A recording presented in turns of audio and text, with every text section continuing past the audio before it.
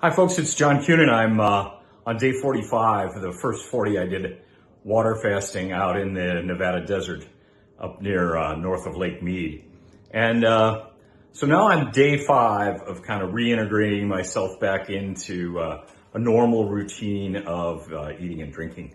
And I'm sharing with you because there is some good insight to be gathered, I think, from once you fasted for, let's say, anything more than 72 hours. I mean, you've kind of cleaned your body out. There's, by your body, even if it's on a slow cycle, you've kind of run your upper and lower GI and kind of ran through. So it's pretty empty. And so if you're going to start to put things back in your body, you should be real careful about your selections that you make. You want to avoid the middle of the grocery store. Buy organic produce, buy decent things, particularly those items. So look, I'm a coffee person. And I mean, I know Dr. Alan Goldhamer who is really the father and the worldwide authority on long-term water fasting. He's pretty puritanical when it comes to lifestyles in the wake of these long fasts. So he's like, no sugar, no oil, no salt, no alcohol, no coffee. I'm sorry. I definitely want to live a long life, and I definitely want as high of a quality as possible.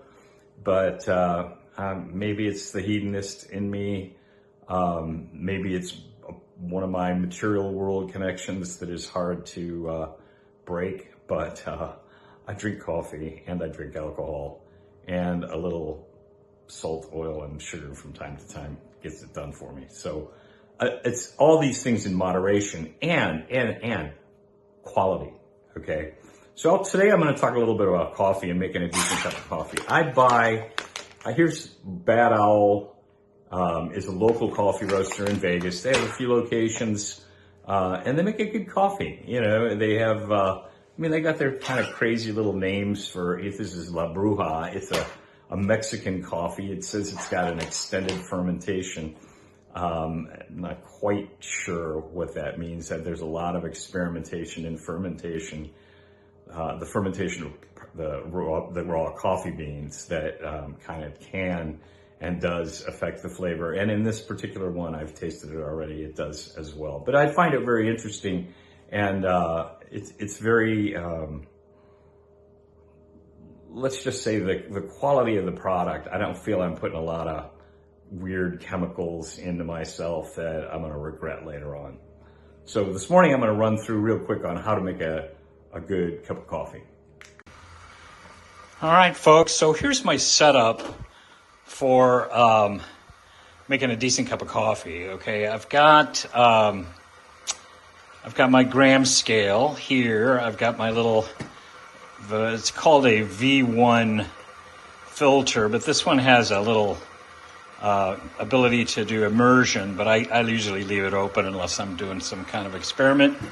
Got some measuring cups, got my Hario grinder, got my trusty Hario steam kettle, bought some beans from Bad Owl Coffee Roaster, Mexican beans, and I'm going to grab us a coffee filter. Again, my trusty Hario products. Japanese definitely know how to make coffee. So I'm going to put this in here.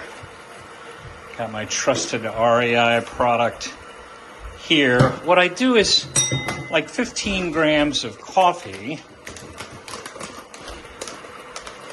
All right. So let me tare this first. All right, so.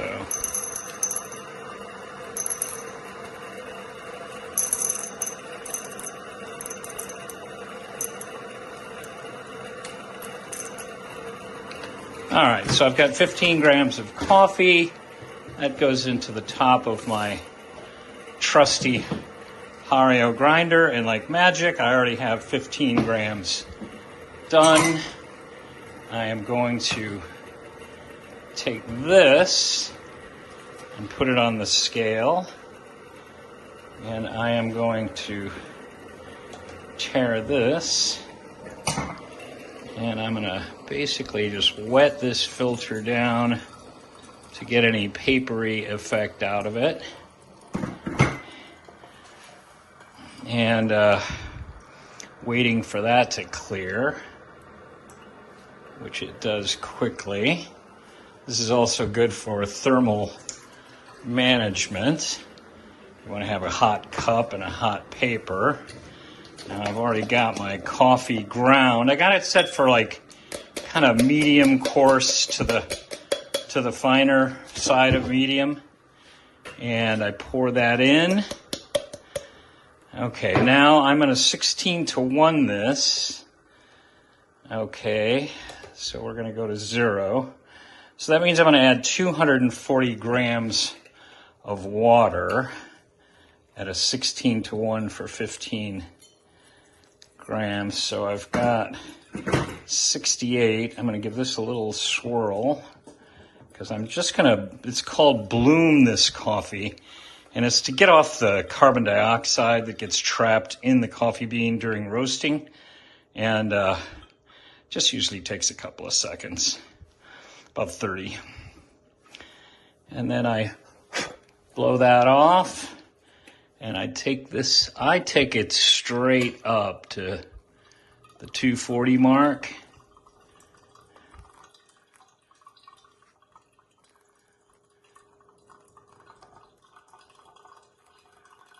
Little concentric circles around the middle there. There we go. Now I let that essentially drain into the cup. Sometimes I will do just the slightest bit of agitation. And there you have a recipe for what will be a very tasty cup of coffee once that pours through. So take my word for it.